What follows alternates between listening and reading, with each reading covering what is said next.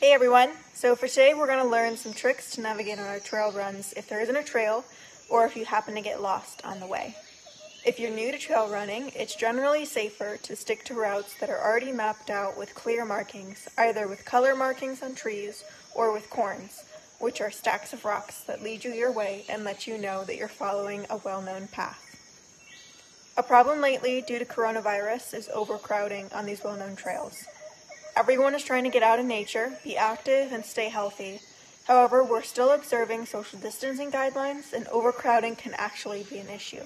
So, for Social Isolated Run today, we're going to be talking about trail blazing. That's when you go exploring and create your own path. You're less likely to find people on the trail, which means you're more likely to get lost. So I'm going to give you some tips on how to navigate through the woods.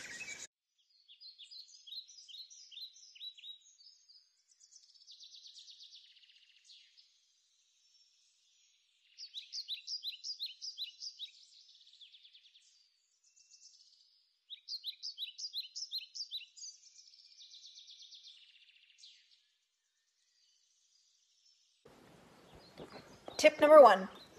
Look at the map before you go and have an idea of major water sources that run through.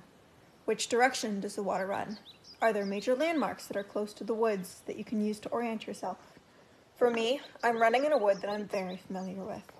I know the main creek goes northwest in the direction I'm running. I also know that my old high school is about 2.5 miles away if I follow along the waterfront. If you have access to a map, water sources are going to be one of your best friends when it comes to navigating. Trees and plants start to blend together if you're lost, and if you aren't an expert map reader, you may start to panic. Lakes, rivers, creeks, and other bodies of water are easy to identify on pretty much any map, and they'll help you identify where you are. It's 100% better to plan before you go, to choose one body of water to follow the whole way rather than going and choosing multiple bodies once you're there on the trail.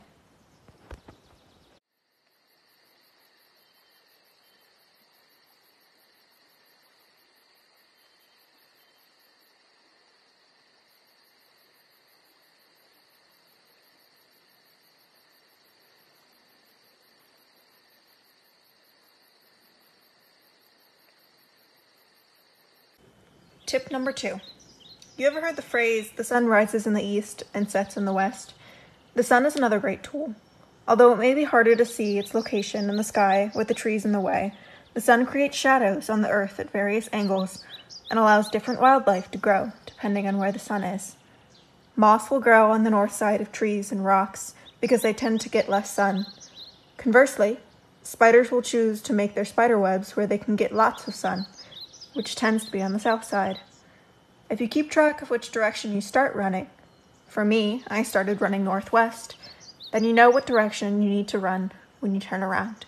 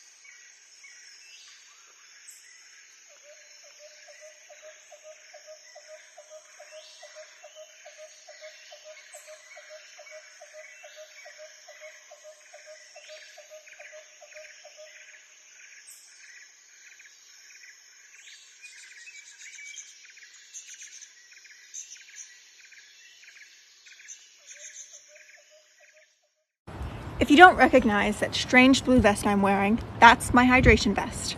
It's great on hot or humid days when I feel like going on a long run. There are extra pockets for me to store my phone and some much needed snacks to fuel me along the way. On average, we burn 100 calories every mile we run, most likely more. So we need to make sure we're either fueling before, after the run, or during the run, depending on how long we're out adventuring.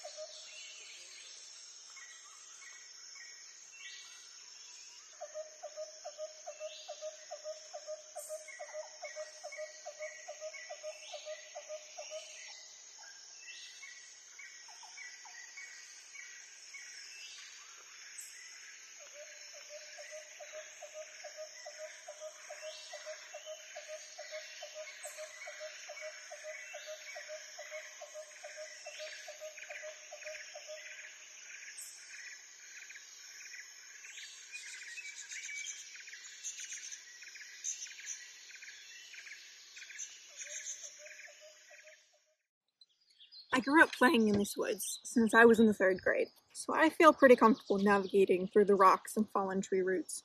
When I run here now, I'm reminded of times when I would play pretend or build forts. Nature is the ultimate playground. Even now, if I'm in the middle of a run and I see a tire swing tempting me to jump off it, I can't say no. My phone is running out of storage because some plant looked cool in the light and told me to take a picture of it. The important thing is to just say yes and have fun. Whatever you want to do and whatever feels good, go with it. As long as you have a general idea of where you are, how to get home, and how to contact someone if you do get lost.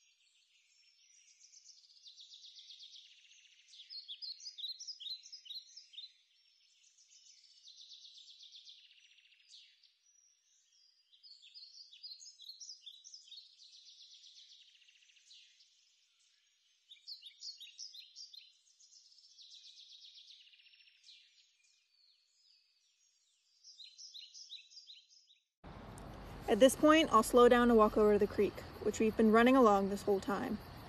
If I were to continue forward, the trail would disappear, but I would reach the high school because I would still be following the creek in the same direction.